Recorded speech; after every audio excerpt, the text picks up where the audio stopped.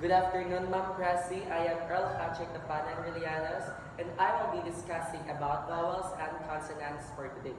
So before that, I have prepared two visual instructional materials for you. So as you can see, ma'am, I have incorporated vintage film roll as my instructional materials. So let's start. So first, I will be discussing vowels.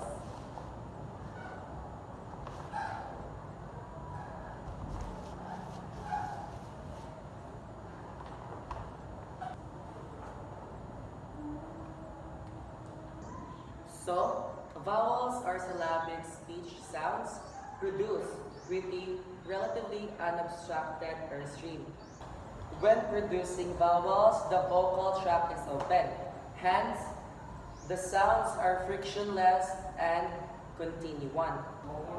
They are also particularly described in terms of the physical dimensions such as tongue height and advancement, tenseness, and roundness.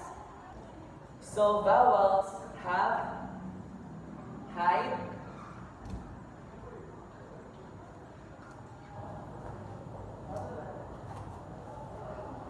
advancement,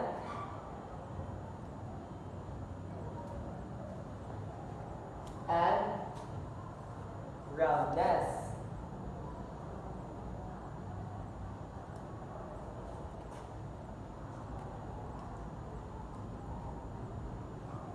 And I have these examples of vowels, and we will gonna be identifying if this vowels has roundness, advancement, and height.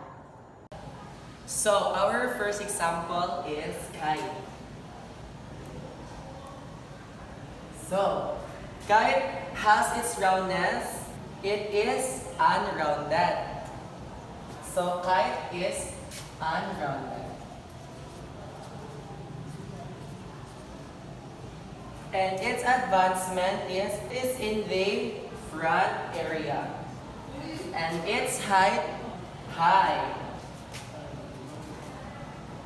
Example is fat bag.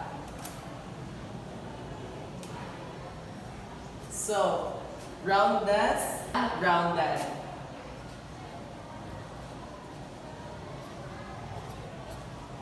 Advancement is, it is in the front area. Height is low. So we are finished now in our vowel. So let's proceed to our consonant. Our next instructional material is consonant. So consonants are all the letters in the alphabet that are not words. So consonants are classified in terms of articulatory features such as voicing is articulation. The third is manner. So, I have prepared three examples here, and we are going to identify what are their corresponding manner, articulation, and voicing. So our first example is child. So its voicing is voice. Articulation of child is palatal. And its manner is affricate. My next example is yellow. So its voicing is voice. So its articulation is palatal. And its manner is glide. So, to wrap it all up, this is how I incorporate film roll as my visual instructional materials about our discussion, vowels and consonants.